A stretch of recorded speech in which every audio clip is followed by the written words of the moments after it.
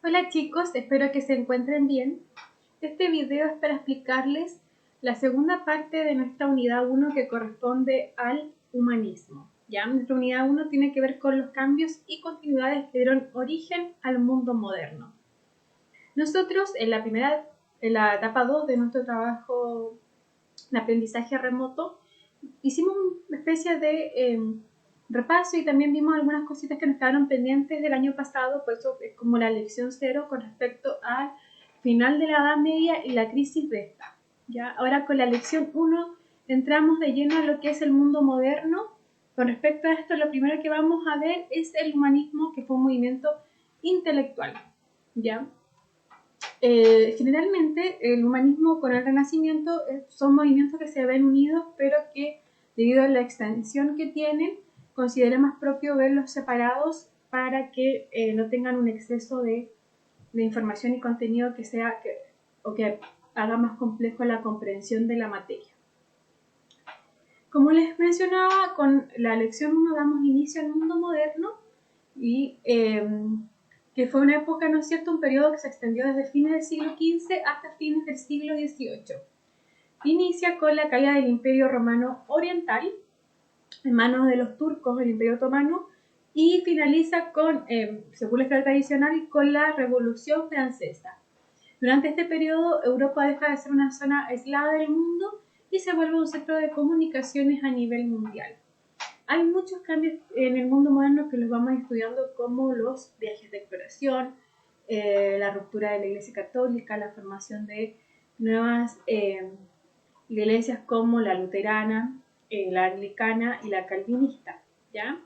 ¿Eso por qué? Porque hay muchos cambios que se dan con respecto al mundo medieval y al mundo moderno, por lo que acá les coloqué un cuadro comparativo, donde vamos a analizar los cambios que se producen en cuanto a la mentalidad, a la sociedad, a la economía, a la organización política y al espacio territorial. En cuanto a la mentalidad, durante el mundo medieval, todo, ¿no es cierto?, se encontraba centrado y giraba en torno a Dios, por eso se le denomina que es una época teocéntrica, y el objetivo era expandir la fe cristiana o católica. En el mundo moderno esto va a cambiar y nos vamos a ir a una etapa antropocéntrica, que quiere decir que el centro de todo es el hombre y todo gira en torno a él. Hay una ruptura de la cristiandad y surgen, como ya les mencionaba, nuevas iglesias como la luterana, calvinista y anglicana. En cuanto a la sociedad, permanece estamental, pero surge un nuevo grupo social que va a ser muy determinante en la era moderna, principalmente era la contemporánea, ya que va a configurar nuestro mundo actual en cuanto al plano económico, social y político, que es la burguesía. Así que esta clase social la vamos a estudiar durante este año porque es muy importante y va a gestar todos los cambios, ¿ya? En cuanto a la economía, durante el mundo medieval era una economía cerrada que se basaba en la agricultura, que era una economía autarca, que quiere decir de autoconsumo, que la gente produce lo que necesita. Y vamos a pasar a una economía abierta, que se va a dar el desarrollo comercial, y que principalmente tiene relación con los orígenes del capitalismo. Antiguamente se acuerdan que todo funcionaba a través del trueque, acá va a surgir el dinero como moneda de intercambio, y se va a favorecer, ¿no es cierto?, el desarrollo comercial, por ende también los viajes de exploración. En cuanto a la organización política, esta va a permanecer en cuanto a una monarquía, y va a permanecer el poder político unido al poder religioso, pero también se van a conformar los estados nacionales. Y en cuanto al espacio territorial, que en el mundo medieval era cerrado, ahora se van a dar muchas migraciones y exploraciones fuera de Europa. Lo que nos interesa para esta primera lección es principalmente relacionado con la mentalidad, ya con el cambio de mentalidad de una época teocéntrica a una época antropocéntrica. Vamos a ver algunos rasgos centrales del mundo moderno y qué aspectos cambian. Esta es fundamental, ¿no es cierto?, la revalorización del mundo grecolatino, es decir, de Grecia y Roma, que van a sentar las bases del pensamiento racional y de la ciencia. En cuanto al humanismo renacentista, está basado en la nueva mentalidad que es antropocéntrica, es decir, todo gira en torno al hombre y una revalorización del ser humano, ¿ya? El ser humano es como es visto como la creación máxima, ¿ya? La criatura que es superior a todo el resto. ¿Por qué? Porque el hombre posee inteligencia y es capaz de crear su destino, ¿ya? No se termina con la religión ni con la creencia en Dios. Simplemente el hombre pasa a un primer plano. El hombre que es libre, que es capaz de crear su destino y que posee el conocimiento y la razón, ¿ya? El humanismo, ¿no es cierto?, es un movimiento intelectual y artístico, ojo acá con eso porque se va a preguntar en su guía, que se desarrolla a partir del siglo XIV en Europa y se difunde durante los siglos XV y XVI. Como ya dijimos, ¿no es cierto?, el hombre está por sobre cualquier criatura de la naturaleza y es su creación máxima. Generalmente en el mundo moderno hay toda esta teoría de que la Edad Media fue una época oscura porque no habrá un progreso científico ni en las artes y se ve como un periodo oscuro porque ya que todo todo conocimiento estaba supeditado a la iglesia, todo, ¿no es cierto?, era obra de Dios, toda la explicación que existía era que era obra de Dios. Entonces no hubo un desarrollo en el conocimiento, ni en las ciencias, ni en el arte. Por eso se le considera una época oscura, pero nosotros también sabemos que la Edad Media fue una época súper rica culturalmente y muy espiritual, ya donde el hombre se conectaba mucho con su espiritualidad, había muchas creencias en duendes, brujas, había toda una cultura que es muy rica que incluso ahora se ha ocupado mucho y todas las películas, incluso videojuegos y todo, tienen su base en la Edad Media.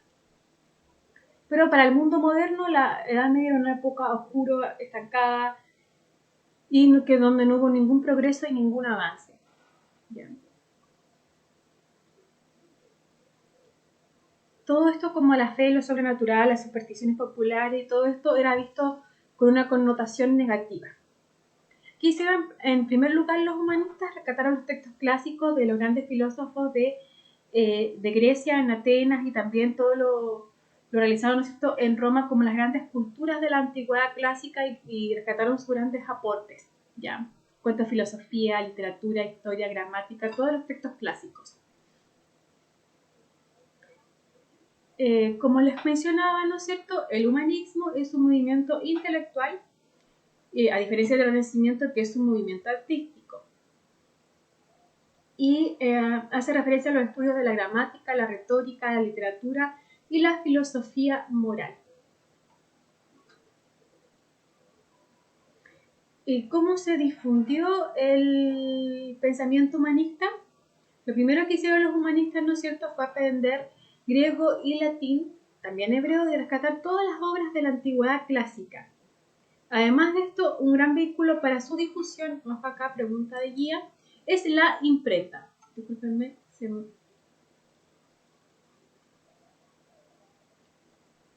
La imprenta, ¿no es cierto?, permitió difundir textos clásicos y también a los humanistas, y la primera fue creada por Gutenberg y su primera publicación fue la Biblia.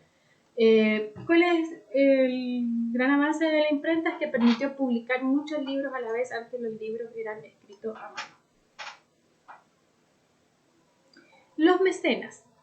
Los mecenas generalmente eran burgueses porque eran personas adineradas que acogían a los grandes artistas, pintores, escultores y los financiaban, ¿ya? Eran como los mecenas. ¿Por qué? Porque para un mecena tener o financiar a un artista, a un pintor o un escritor, le daba como un estatus, lo elevaba, digamos, socialmente, ¿ya? Y acá, por ejemplo, una de las familias de los mecenas, ¿no es cierto?, más famosos fueron los Médicis, y acá tenemos entre ellos, destaca también Lorenzo el Magnífico. Entonces, ¿quiénes financiaban a los artistas y escritores del Renacimiento y el humanismo? Los mecenas, que eran burgueses adinerados que acogían a estos artistas los financiaban porque les daba un estatus elevado. Ahora vamos a ver los representantes del humanismo. Hay algunos que yo quiero que coloquen principal atención porque son los que se les va a preguntar en su guía de trabajo que fue enviada. Entre los representantes del humanismo tenemos a Dante Alighieri, que pertenece en realidad, él vivió durante la Edad Media, y su principal obra fue la Divina Comedia, y en ella buscó armonizar la tradición religiosa con la sabiduría de la antigüedad clásica. Recordemos que no todos los humanistas renacentistas, digamos, están alejados de la iglesia, es más, muchos creen en Dios y están unidos a ella, y muchas obras y pinturas, por ejemplo, van a ser de motivos religiosos. Lo que cambia es que ellos creen que el hombre puede decidir sobre su destino y que es una criatura superior porque posee inteligencia, ¿ya? Y la capacidad de razonar. Entonces puede construir su destino y puede generar conocimiento, pero no están en contra de la religión ni en contra de Dios. Ahora la Iglesia Católica sí lo vio como algo negativo y incluso fue bastante inquisitiva con algunos humanistas y pintores renacentistas, ¿ya? Pero ellos, contrario a lo que se piensa, no negaban la existencia de Dios, simplemente que pusieron al hombre al centro de todo, comenzaron a confiar más en el razonamiento, en la experimentación, y eso llevó a contradecir algunas de las cosas que decía la Iglesia, que lo vamos a ver después, pero por ejemplo cuando vemos la revolución científica, en el caso de Nicolás Copérnico, cuestionar que era la Tierra la que era el Sol, que la Tierra giraba en torno al Sol, perdón, y no el Sol en torno a la Tierra. Y eso cuestionaba lo que decía la Iglesia, entonces fue tratado de hereje y buscado por la Inquisición. Pero volvamos, ¿no es cierto?, a los representantes del humanismo. Dijimos que Dante Alighieri, ¿no es cierto?, su principal obra era la Divina Comedia, y en ella busca armonizar lo que es la tradición religiosa con la antigüedad clásica.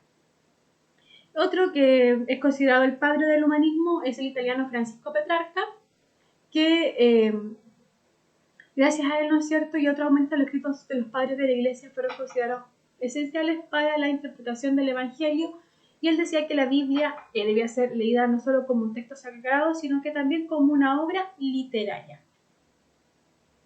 Juan Boccaccio fue quien escribió, su obra principal, ¿no es cierto?, fue el Decameron, y en ella relata la historia de un grupo de personas que escapan de los brotes de la peste, y en ella, a través de esta obra, pretende demostrar los defectos y virtudes humanas, ¿ya? Y también se aleja un poco de los aspectos religiosos de la vida. Leonardo Bruni realizó una serie de traducciones al latín de los textos griegos de Platón, Demóstenes y Aristóteles.